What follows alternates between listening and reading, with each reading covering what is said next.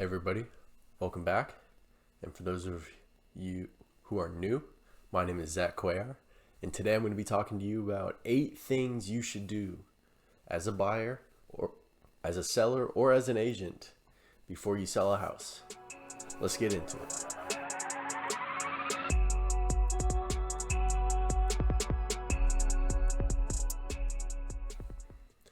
So the first and probably the most important thing that you as a seller or your agent should be doing before you want to sell a house is your market research, your CMA, your comparative market analysis. This is going to be the groundwork of everything that I say going into this video. This will give you the insight as to where your property stands in terms of the current market conditions. You want to look at past data and previous market trends in order to kind of determine where the market is headed and what that means for your property. Let's take an example. So in this past couple of years, I'd say about 18 months, we had kind of the COVID market where it was a really hot market for sellers and people were selling their houses like crazy. Housing prices were so high, and this is why it's important to do a market analysis, because in order to determine whether the market is favoring buyers or sellers, it's important we know what characteristics of the market will favor buyers or sellers. So you may have heard that we were in a seller's market. This was for many reasons actually, but the 3 main ones that I want to point out to you today are because we had very low inventory. Real estate was scarce. There wasn't as many homes on the market as there usually is. And low inventory usually causes a rise in prices. There was another factor, historically low interest rates. Think about interest rates as gas prices for money. If gas prices are low, people are going to be more willing to fill up. Same thing with interest rates. If interest rates are low, people are going to be more willing to borrow money because money is cheap. That's another factor. And also another factor that has been driving home prices up and people wanting to sell is because of inflation. Now, usually real estate is used as a hedge against inflation, but when you have a certain amount of equity built up in your home and you want to sell because of inflation, because you know that inflation pushes the prices of everything to go up and that will increase your equity as well, that is a reason to sell, and that is why people were looking to sell in this good market, and also why housing prices were very, very high. So things you need to know about conducting market research, whether the market research is on the macro level or the micro level, it's important that you don't sell a house for too low. You want to know the micro trends and you want to use the macro trends to adjust your findings to the micro trends that you have in your market. Those are going to be great tools and great components in order to determine where a market is or where a market is headed. Another thing for agents out there, using the MLS to kind of stay on the pulse of where a market is going, monitoring what's going up on the MLS, monitoring what's being sold. All this data is available to you as an agent, and if you have a seller client, you need to be monitoring the MLS for all the market activity that is happening in their subject area. That is something that is your responsibility, and you need to be aware of it because that is what's going to help you list this house. It is also important that you know the property. Whether you are the seller or you are the listing agent, you need to know the property. And most of the time, sellers know their property very, very well. However, they don't know how their property compares most of the time to other houses in the area or on the market. That is where the combination of a seller and a listing agent are a match made in heaven, because sellers know their house very, very well and agents know where their house will stand in the market. So it's important that both the agent and the seller are aware of what can make the price or the asking price go up or down, What's going to make this home sell faster? How fast will it sell compared to previous homes that have sold on the market already? All those things are very important when it comes to conducting either market research or comparative market analysis. So the second thing we're going to be going over is checking the listing price. Make sure it's not too high, make sure it's not too low. Kind of find the Goldilocks zone, if you know what I'm saying. If it's too overpriced, then this excludes potential buyers. Let's say somebody's budget is $350,000 and you list for $360. That automatically excludes anybody who's looking for $350 and below. And if the market is eligible for you to go up to $360, then sure, by all means. If it's not and you're overpricing your house, then you are going to exclude people who wouldn't be willing to spend more in that area. So it's important that you do not, or you can identify as an agent either an overpriced listing, or as a seller, where you need to list your price. And that is where both of y'all can talk and kind of find things out together. If it's too low, then as an agent, you are failing your listing client, because it is your job to put their best interests before yours, and you need to sell this house at top dollar. You need to sell for the best price possible. That is your duty as an agent. So you need to understand that this takes research, this takes due diligence, this takes understanding of the market to come up with a list price. Don't just try and sell a house because you want to sell a house for a certain amount because your neighbor down the street hit over $700,000 and now you want to list your house at $700,000 because the house right down the street just sold. In many cases, you probably won't be able to, because each house is unique and each house has a specific listing price that it is going to market for, and that price is intentional. That price is backed by research. That price is backed by lots and lots of things, and it's a very strategic and intentional play on the marketing of a house. The listing price is very, very important, and it's important that when you make an educated asking price, or you assign a listing price and it's backed by educated research, then you're going to have the best probability of selling that house, and selling that house in the right market, selling it on time, getting your buyers or getting your sellers close to the asking price, if not above the asking price. Those are all things that you want to take into consider as a seller's agent.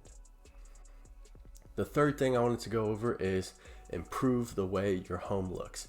I think this goes without saying, but guys, it is so important to make sure you improve how your home looks. Starting with the outside, your curb appeal is going to be the money-making factor. That is going to be what gets people into your house, what they see on the inside. There are very many things that you can do that are very low of cost that you could even do yourself to improve your curb appeal. Things like pressure washing, repainting, or doing some landscaping. Those things will drastically improve the curb appeal of your home. That'll get more buyers into the door. When people look at it, they understand that, okay, if the outside is clean, then I can only imagine what's on the inside. It probably is very nice. Those are the things you want to keep in mind when improving your curb appeal. Make sure when people get inside that they don't want to leave automatically, because you want to make sure the interior of your house is clean as well.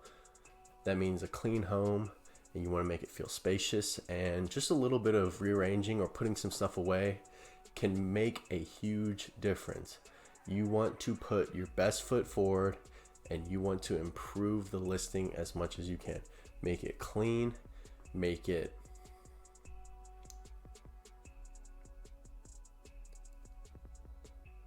authentic, make it feel like the buyer is going to imagine living in it. To do this, you may have to hire a home stager, or there's plenty of information online to how you can stage your home for maximum potential. And you want to keep it show ready. I know this might sound like an inconvenience, keeping your house in tip-top shape at all times, but trust me, a small inconvenience is going to be worthwhile when you sell your home for a great price and you sell it fast, because at the end of the day, real estate is an illiquid investment. So it's great to have a speedier process in getting your funds from paper to cash on hand. The fourth thing I want to go over is more of a do not. And by do not, I mean do not ignore your kitchen. Most people will agree, even I will attest to this, that a kitchen will make or break a house. You aren't buying the home, you're buying the kitchen. That's how important a kitchen is. So it's important to talk, and agents, if you're listening as well, understand the other houses and where their kitchen stands. How does the kitchen that your listing client has compare to the other kitchens? And it sounds kind of weird, but kitchens are a worthwhile investment sometimes. They can be. When you remodel a kitchen or you repaint cabinets or you do things to improve the look of your kitchen, you can potentially not run the risk of having buyers who come in and take a couple thousand, not even a couple, up to 10 grand off the asking price or an offer because the kitchen is either dated or it's not up to its potential. Make sure you go through these things. If it's something you can't afford and you got to sell it the right way or how it is, then by all means, that's what you have to do, because that's what's going to be better off for you. But if you have the resources and you want to improve the kitchen, that is a great investment to look into because it will drastically improve the value of your house. The fifth thing I want to go over is your house is going to be judged. So what you should do is improve the first impression. Make sure your best foot is forward when it comes to first impressions. You're not going to get a second chance. People aren't going to want to revisit a home after they already visited. They want to go see other homes. They don't want to come back to another home. So make sure your best foot is forward, and that first impression is something that you are considering. As an agent, you want to make sure that when buyers walk in, that house is in tip-top shape.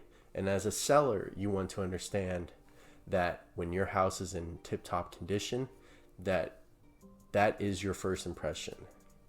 There are ways you can kind of get validation. Maybe you could ask your neighbors to come over or ask other agents for tips and how you know when your home is ready and it is at its full potential in terms of providing a good impression. So when people look at it, they're drawn to it.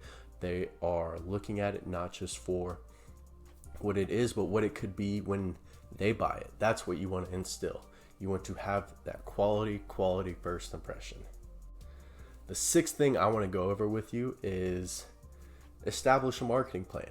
Now, agents, you should already know how to market a house before you even enter an agreement with a client. That is vital. A marketing plan is something that you are going to that is unique to you or your company, and it is something that you use to get the house awareness out. You want to make sure to consult with your client about what can be disclosed and what not. Sometimes you don't want to put the address out there, or sometimes you don't want to put motivated seller. Sometimes it's very important to discuss with your clients about what you can and cannot put out there. It protects them. It makes them understand that you are looking out for them and their best interests. And it's also, you are being able to use all the platforms that are available to you. Let's see. Agents, like I said, make sure your seller agrees. You do have an advantage if you know how to use multiple platforms. So a lot of platforms today are very powerful. When I say platforms, I mean Facebook, Instagram, Twitter, YouTube, LinkedIn. All of these are so powerful in marketing, and they reach broad audiences in a heartbeat at the fraction of a cost of what it takes to maybe put up a billboard or original newspaper advertising.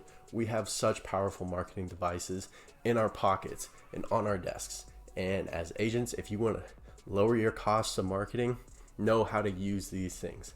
Sellers, know how to use these things as well, because you can save a lot of time if two people are marketing the same property and doing it well and using the platforms to their advantage than if just one person was marketing the property. So that's something to keep in mind, sellers, if you want to be well versed in a couple of social media platforms when you do sell a house. Don't be afraid. Hey, I'm selling my house. Hey, my house is for sale. Guys, come check it out. That is a great way to get people into the door. And obviously, I think the biggest one, agents, is the MLS. As a seller, there is going to be a clause in the agreement about whether or not you want the broker to list the property on the MLS. I highly recommend you do this, although you are allowed to make your own decisions. But agents, make sure that this clause is filled out, because you do not want to be in violation of your agreement if you put a property on the MLS and the buyer did not want it there. So make sure that the seller wanted it there. Make sure you agree, or you understand that your seller agrees, and list it accordingly. So the seventh thing I want to before I leave marketing your property online or however, good photos are very important. Good photos will be public. Those will be the first thing most buyers look at when looking at a house. And if you have good photos, more people are going to be drawn to it and want to schedule either a showing or attend an open house, or they're just going to be drawn to the property in general. Good photos will make a house and will give it more potential to sell faster just because of the way it looks.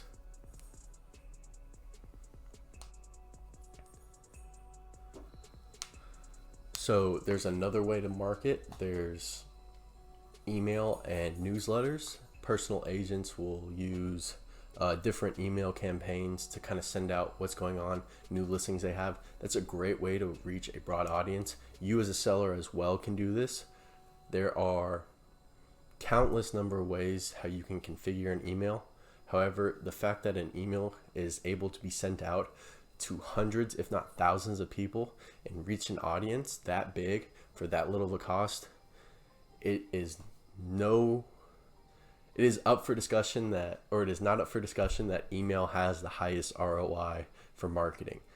Such a small email that takes, 15, 20, 30, an hour even, if you want to get super into detail with it and send out to a mass audience and have people who constantly check their email, that is a great marketing tool.